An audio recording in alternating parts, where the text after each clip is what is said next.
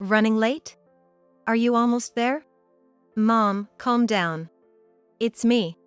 So, you haven't gone there after all. Looks like the call was true. Did something happen? Our daughter had an accident. Come to the hospital right now. What? I'll be right there. Which hospital? Today, our granddaughter was supposed to visit us, but even after the time we were told, she hadn't arrived. Then, we received a call from our son. After taking the call, my husband and I started hurriedly getting ready to head to the hospital. As we were bustling around, the doorbell rang, and an unexpected person walked in. Long time no see. Oh, is that the smell of cookies baking? Wow, they look delicious. What? I was stunned to see my granddaughter, whom I thought had been in an accident, standing right in front of me. My mind stopped again, and this time my body froze too. My granddaughter, not understanding my reaction, seemed confused and froze as well. I called my son to make sense of the situation. This phone call significantly changed everything. I'm Susan. At 70, I'm already retired, enjoying my life. My husband, George, also over 70, is similarly enjoying his retirement. Many people struggled during their retirement, but thankfully, due to our dual income and my husband's slightly higher earnings, we've been able to live comfortably. Our only son, John, lives about a 30-minute drive away with his wife, Lisa, and our granddaughter, Karen. Living nearby, John's family visits us every couple of months to check on us. Dad, Mom, is anything bothering you? Anything you need help with? Well, we can't think of anything right now. I looked up, crossed my arms, and thought hard, but couldn't come up with anything. It wasn't out of politeness to my son, we genuinely didn't need anything. Grandpa, here's the weed killer you mentioned before. I picked it up at the hardware store on my way here. Thanks, I was just about to run out. I appreciate it. It's no trouble at all. I'll put it in the shed in the garden. Thanks, I owe you one. Karen confidently walked to the small shed at the corner of the garden. My husband and I, trusting her, didn't move, but John and his wife looked puzzled, wondering where she was going. Karen often visits us on her own since her school is close by.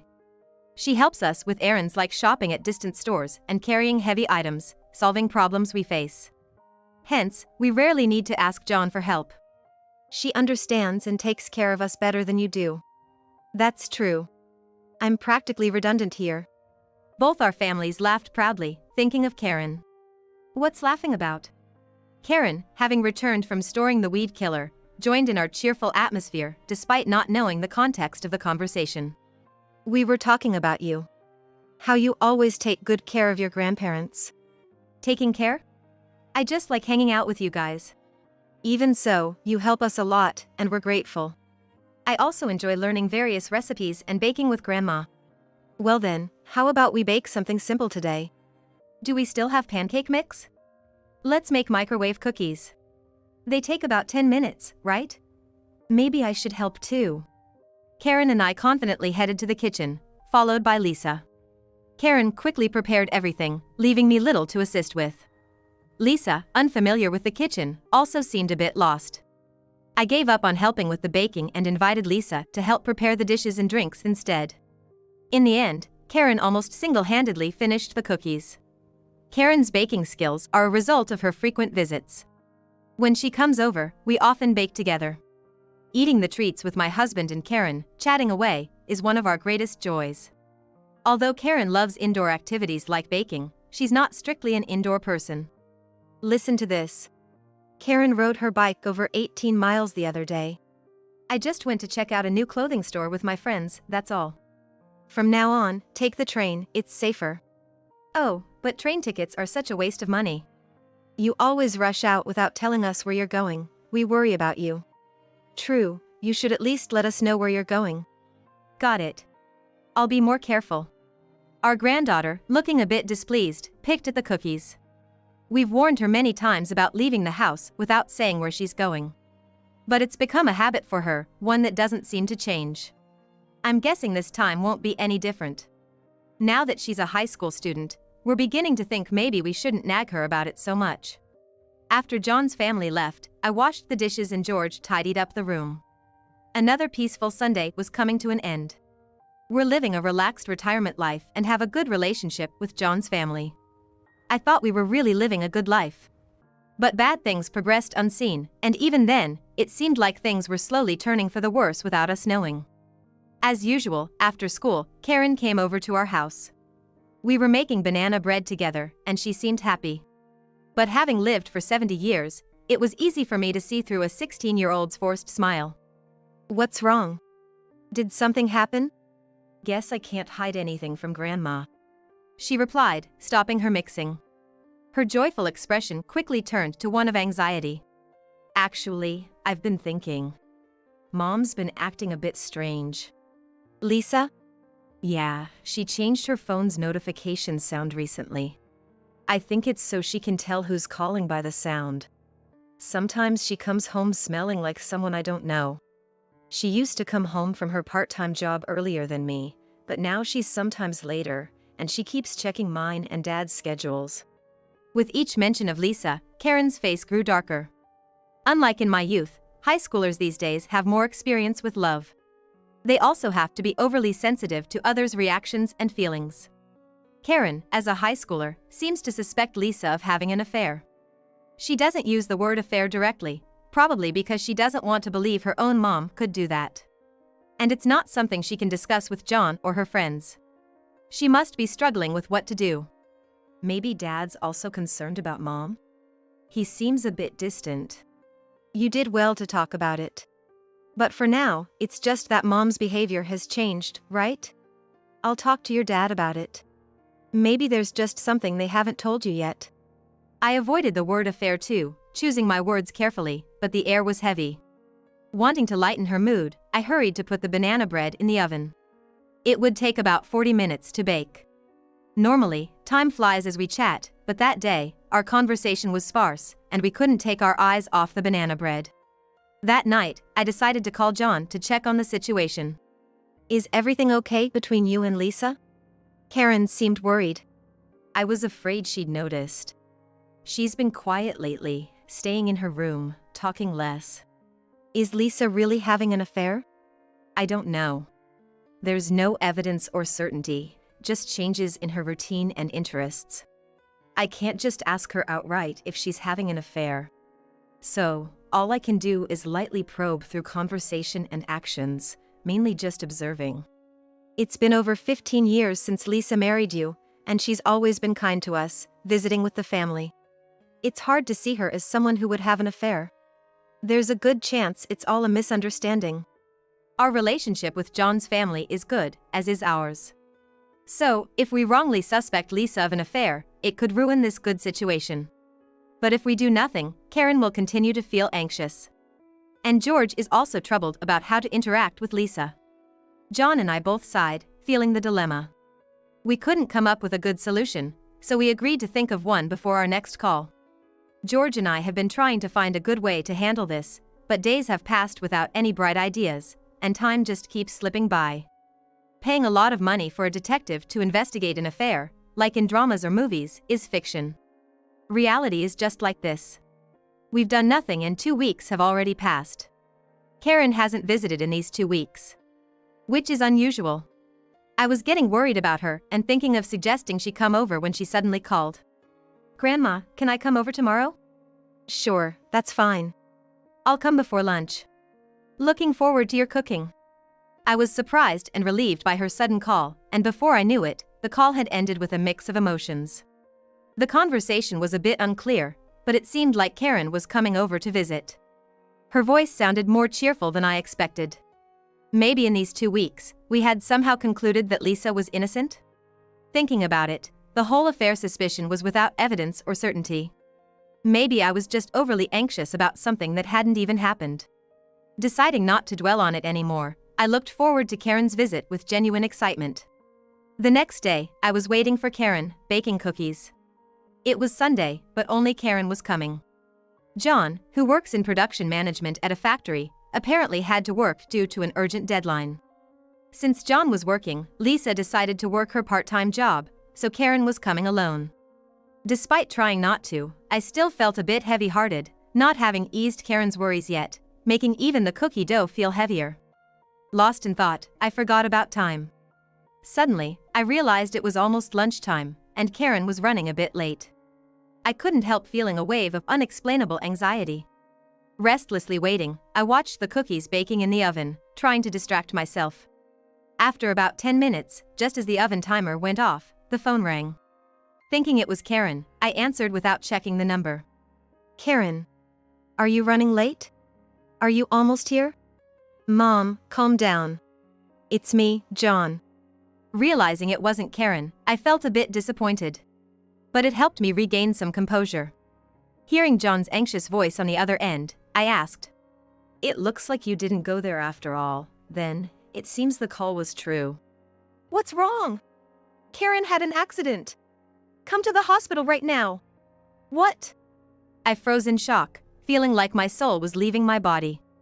Mom, stay with me. Get to the hospital. I'm on my way there too. I'll be right there. Which hospital? John's urgent voice snapped me back to reality. After explaining the situation to George, we hurried to get ready for the hospital. Just then, someone knocked at the front door, irritated by the untimely visitor. However, right now that's not my priority, so I ignored the visitor and focused on getting ready to leave. I heard the front door open. We always leave the door unlocked for Karen, who knocked at the door once to let us know she's arrived. This way of entering is typical of my granddaughter. Long time no see.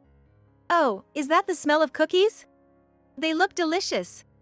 What? What? I was stunned to see Karen, who I thought had been in an accident, right in front of me. Confused by my reaction, Karen seemed to freeze too. Time stood still for both of us. Karen? Weren't you in an accident? Yes, exactly. Why are you here? What do you mean? Accident? I just got delayed because I took the train after you told me not to ride my bike too far. It wasn't that you were late, so I thought you had an accident. John just called and said you were in an accident and at the hospital. Huh? Dad said that? George's voice brought us back to the present. Karen was safe and unharmed, that much was clear. My knees gave out in relief. Are you really not hurt? I'm not hurt. So, what's this about an accident? I don't quite understand either. Let me call your dad to sort this out. I decided to call John to understand the situation, hoping there might be some development. Regaining my strength, I headed to the phone. This call would significantly alter the situation. As soon as I called, John answered immediately. Mom, I know it's confusing, but listen. I'm at the hospital now, but they said no one was brought in due to an accident.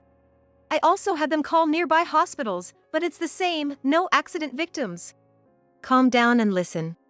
Karen is here with us, safe and sound. That's a relief. So, she's okay. What does this all mean? It was Lisa who received the call. They said our daughter was brought to the hospital after an accident. She rushed out of the house and bumped into me on her way back, so we both came here. Now we're thinking the call might have been a prank. Did the call come from the hospital? No, it was a cell phone number. They said emergency responders sometimes use cell phones, so it wasn't odd. But when we tried calling back, no one answered. I see, so it was a prank. But something's off. Mom, there's something I need to ask of you, is that okay? John's voice grew softer, likely not wanting Lisa to overhear. After hearing him out, I hung up and quickly took action. An hour later, I was in John's living room, applying a band-aid to my scraped elbow, which was stinging. Mom! Are you here? I'm in the living room. John seemed to be back. We conversed loudly across the distance between the entrance and the living room. Once he knew I was in the living room, I heard the hastened footsteps of two people approaching. Mom! Are you okay? Did you get hurt? I'm fine. Just a small scrape. John entered the living room, gripping Lisa's arm, likely to prevent her from escaping. Looks like my suspicion was right. Now, Lisa, please sit down. We need to talk. I patted the sofa, gesturing for Lisa to sit. Once she was seated, John and I took our places opposite her. Lisa, possibly desperately thinking of excuses, remained silent, staring at the empty table in front of her. To get the conversation going, I decided to confirm today's events from the morning. Today John had to work, and you were supposed to be at your part-time job, right? Did you go? No, I didn't. I lied about having work today. After John left for work, Karen went out to play, right? So, what did you do alone at home? I went shopping alone. You're lying, aren't you? I didn't raise my voice but stared intently, putting pressure on Lisa. She seemed intimidated by my tone and gaze, shrinking a bit. So far, there had been no evidence or certainty about Lisa's affair, and even now, there was no evidence. But I was certain, so I decided to press her until she confessed. Weren't you at home all this time? With your lover? That's not true. Lisa, who had been looking down, now raised her head to firmly deny my words. The lie about not going to work could be easily verified. But not the affair. Lisa seemed to be quickly deciding what to admit and what to deny. It seemed simple but required quick thinking to avoid being caught in a lie. I had to be careful with the flow of the conversation and my choice of words. Weren't you always asking about their schedules because you were inviting your lover over when you were alone? But today, John finished work earlier than planned, right? Yeah, there was some miscommunication between sales and the client, so there was no rush. I was supposed to work until evening, but I finished around midday. I messaged Lisa to see if she needed anything from the store on my way home, but when she didn't reply, I just went home. Lisa probably noticed the message when you were almost home, right? Then, in a panic, she left to find you, making up the story about Karen's accident to avoid you coming home and catching her with her lover. At the hospital, Lisa's behavior was odd. She wasn't frantic about Karen's supposed accident, and when it seemed like the call might have been a prank, she suggested we go out instead of heading home. She was stalling to keep me from going home. I think so too. If John hadn't come home, her lover could have left after erasing any evidence. Please stop accusing me. This is all speculation, isn't it? Lisa loudly denied again, choosing carefully what to refute. For her, this was a crucial point to deny. But John and I were convinced of her affair. We continued to align our words towards our conviction. By the way, Lisa, did you know where Karen went to play today? No. I don't know. She just said she was going out as usual. Oh, I see. Lisa had been too focused on how to evade our accusations to notice what was happening right in front of her. Could this be called not seeing the forest for the trees? I had been in John's house since before they returned. Meaning I had a key. Realizing that Karen had visited my house today, where she hadn't been for the past 2 weeks, surprised Lisa. Karen hadn't visited my house for about 2 weeks, so it seems Lisa didn't expect her to be at my place. Because Karen came to my house, instead of heading to the hospital, I ended up calling John to confirm the situation, and my destination changed from the hospital to John's house. After the call with John, I borrowed a key from Karen, left her in my husband's care, and hurried into the taxi I had called to go to the hospital, but I actually went to John's house. In the end, I didn't use the key I borrowed from Karen, but without it, I might not have thought to go to John's house. Everything turned out disadvantageously for Lisa. It's either sheer bad luck, or perhaps a divine intervention against wrongdoing. Lisa noticed the band-aid on my arm. From the fact that I was at John's house earlier and got injured, she seemed to realize something. It was time to talk about my certainty of her affair. Actually, the house was unlocked, so I didn't need the key. I was shocked when I entered and found an unknown man there. He pushed me and ran out. This scrape on my arm happened then. It takes about 30 minutes to drive from my house to John's. But the taxi driver took some back roads and got there in about 20 minutes. Impressive professional skills. However, arriving too early meant I encountered Lisa's lover, who was in the middle of destroying evidence. The person who pushed me was your lover, right? I don't know such a person. Lisa firmly denied again. She seemed to think denying any connection to the affair would let her escape. Without tangible evidence like photos or recorded conversations, it's indeed the simplest and best strategy for her. But the moment I met the lover, Lisa's defeat was confirmed. So, the person I met was a burglar then? That would be the conclusion. Lisa, it's serious. A burglar entered this house. You need to call the police. Call the police? Of course. There was a burglary. But, we should check the house first to see if anything's stolen, right? You're surprisingly tolerant to let it go just because nothing was stolen. Or are you protecting the criminal? No.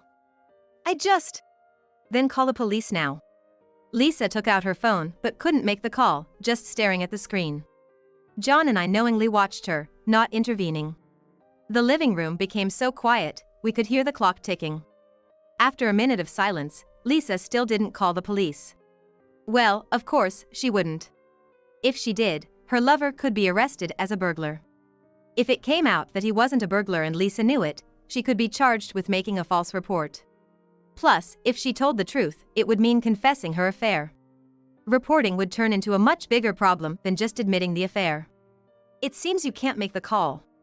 I'll do it then. Let's first check the house for stolen items. If nothing's stolen, there's no need to report, right? Besides, involving the police is troublesome. You might not report a theft, but I'm injured. I'll report it as an assault case. And I'll have to tell them about the break-in too. It might even be considered aggravated burglary. I can report it if you want. I can't just overlook a burglary. As John and I insisted on reporting, Lisa's face grew paler. If you admit to having an affair, and that the man I met was your lover, I won't report it. Choose. Was he a burglar or your lover? Admitting the affair means no police report, just resolving the affair issue. But denying it leads to a bigger scandal with the police involved. I gave Lisa a choice, but it was really only one option. I'm sorry. I had an affair. Though we had no evidence, John and I managed to get her to confess. It would be too embarrassing to involve the police now. The threat was just a bluff. I'm relieved Lisa gave in. After admitting the affair, Lisa sat silently, looking at the empty table. John divorced her soon after. The divorce went smoothly since she admitted the affair. The divorced ex-wife went to live with her lover. But her troubles continued. It turned out her lover was a married man who had hidden this fact. The lover managed to reconcile with his wife, leaving the ex-wife alone. Now single, she had to work to pay for her living expenses. However, having been a part-timer since marrying John, she had a 15-year career gap. She's struggling to find a job now. And is living in a cheap apartment, depleting her savings. But savings aren't infinite. She'll need an income eventually.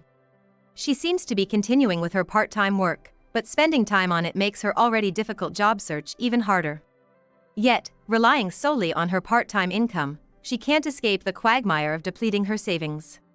I'll support her in finding a job soon, though not wholeheartedly. I thought Karen would be shocked to learn about her mother's affair, but she wasn't as much as I expected. I was just feeling uneasy, not knowing whether she was having an affair or not. I'm relieved it's clear now. Otherwise, it would have been unfair to Dad, having a wife who might be unfaithful. I had thought Karen was feeling anxious, but it seems she was just troubled. Maybe it's a difference in thinking and values from my time? Whether it's apparent or not, wrong is wrong. Karen seems to be able to cleanly separate things like that. Of course, she was a bit shocked when John and his wife divorced, but now she's back to her cheerful self. Today, she's coming over to our house to play, as usual. I need to prepare the ingredients for pudding before she arrives.